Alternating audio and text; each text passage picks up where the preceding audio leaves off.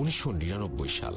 আমাদের পাড়ায় এক মধ্যবয়স্ক দম্পতি পাড়ার এক কোনায় থাকা পরিত্যক্ত 6 শতক জমি কিনে সেখানে বাড়ি করে বসবাস শুরু করেন। তাদের ছিল একটি মেয়ে। নতুন বাড়িতে ওঠার পর 4-5 মাসের মধ্যেই তারা তাদের মেয়ের বিয়ের আয়োজন শুরু করেন। মেয়েটির বিয়ে হয়ে যায়, কিন্তু বিয়ের পর সেই মেয়েটি সুখে ছিল না।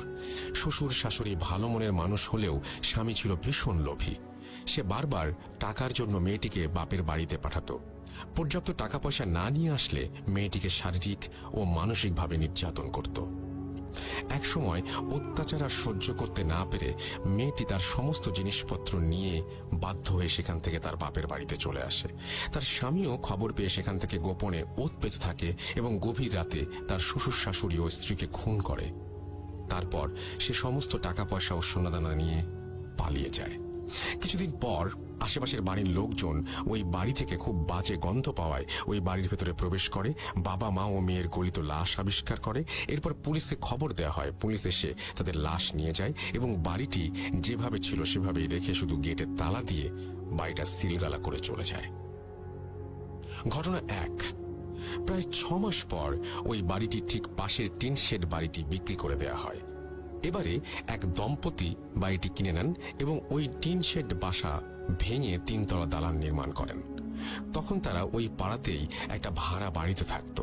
অনেক শ্রমিক লাগিয়ে বেশ তাড়াতাড়ি এই বাড়িটি বানানো হয়ে যায়। বাড়ি পুরোপুরি রেডি, শুধু রং বাকি।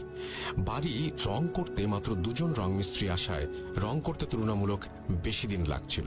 একদিন কাজ শেষ করতে করতে একটু রাত হওয়ায় ওই দম্পতি সেই রাতে তাদের জন্য ওই বাড়ির বারান্দায় ঘুমানোর ব্যবস্থা করে দেয়। মাঝরাতে ঘুমোতে যাবার আগে কোনো এক রং শ্রমিক সিগারেট খাবার ইচ্ছে হলো। সে সিগারেট ও ম্যাচ হাতে ছাদে উঠে যায়। ছাদে গিয়ে সে সিগারেট জ্বালিয়ে ম্যাচটা না নিভিয়েই ওই পুরনো ভবনে ছুড়ে দেয়। পরদিন সকালে ঘুম থেকে ওঠে সেই শ্রমিক এবং দেখে সে বারান্দায় একা, পাশের জন নেই। সে খুঁজতে শুরু করলো। খুঁজতে খুঁজতে সে ছাদে চলে যায়। গিয়ে আবিষ্কার করলো তার সাথে শ্রমিকটি প্রান্তে চৈতন্যহীন হয়ে পড়ে আছে। ঘটনা 2।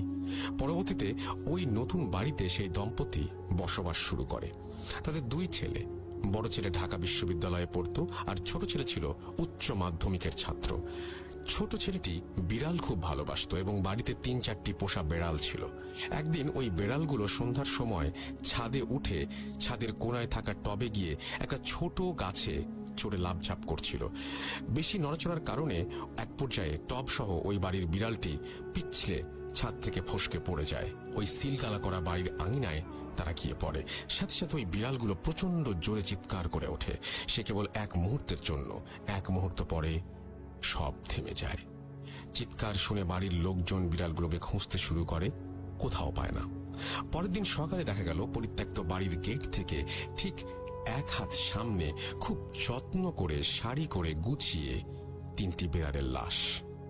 প্রত্যেকটা বিড়ালকে ঘাড় মোটকে মারা হয়েছে।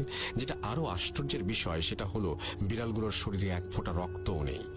শুকনো ঠনঠনে জায়গায় বিড়ালের মৃত শরীরগুলো এমন ভাবে সাজিয়ে রাখা হয়েছে যে দূর থেকে দেখলে মনে হয় 3টি বিড়াল খুব আরাম করে ঘুমোচ্ছে। অবাক করা ব্যাপার হলো বাড়িটি কিন্তু সিলগালা করাই রয়েছে। বিড়ালগুলো ওই বাড়িতে আটকে পড়ে ওদের কেন মেরে এখানে রেখেছে সেটা কেউ বুঝতে পারছিল না। ঘটনা 3। ঘটনা 1 বর্ণিত পরিত্যক্ত বাড়ির পাশে থাকা সেই 3 তলা বিল্ডিং।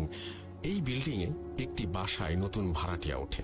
সেই পরিবারে ছিলেন স্বামী স্ত্রী, তাদের কলেজ পড়ুয়া ছেলে ও মেয়ে এবং 80 বছরের এক দাদু। এছাড়াও এক যুবক ভৃত্য ছিল যার কাজ ছিল সর্বক্ষণ বৃদ্ধের খেয়াল ও যত্ন রাখা। ভৃত্যটি কাজকর্ম ও আচার ব্যবহার ভালো হলেও মনে মনে সে বাড়ি থেকে চুরি করে পালিয়ে যাবার ফন্দি আঁটছিল। কিছুদিন পর ভৃত্য একদিন সুযোগ বুঝে আলমারির চাবি চুরি করে বাড়ির টাকা পয়সা ও সোনাদানা সরিয়ে ফেলে। কিন্তু পালাতে গিয়ে সে বাসার কর্তা গিন্নির নজরে পড়ে যায়। 1 নজর দেখেই স্বামী স্ত্রী কারো বুঝতে বাকি রইল না যে ছেলেটি চুরি করে পালাচ্ছে। তারাও ছেলেটিকে ধাওয়া করে। পালানোর পথ না পেয়ে চাকরটি শেষমেশ ছাদে উঠে যায় এবং সেখান থেকে লাফ দিয়ে ওই সিলগালা করা বাড়িটির আঙিনায় পড়ল এবং 1 মুহূর্ত পরেই তীব্র স্বরে আর্তনাদ করে উঠল। পরদিন সকালে ওই পরিত্যক্ত বাড়ির গেটে ঠিক 1 হাত সামনে পাড়ার লোকজন ভৃত্যটির মৃতদেহ আবিষ্কার করে ঠিক সেই জায়গায় যেখানে বিড়ালগুলো পড়েছিল। কিন্তু ভয়ের ব্যাপার হলো তার লাশটিও পুরোপুরি ফ্যাকাশে, একটুও রক্ত নেই, শরীরে কোনো ক্ষত বা আঘাতের চিহ্ন নেই। এটা যে কোনো মানুষের কাজ নয় সেটা বুঝতে কারো বাকি রইল না। ঘটনা 4। এক সময় আমাদের এলাকায় ছিচকে চোরের উপদ্রব বেড়ে গিয়েছিল।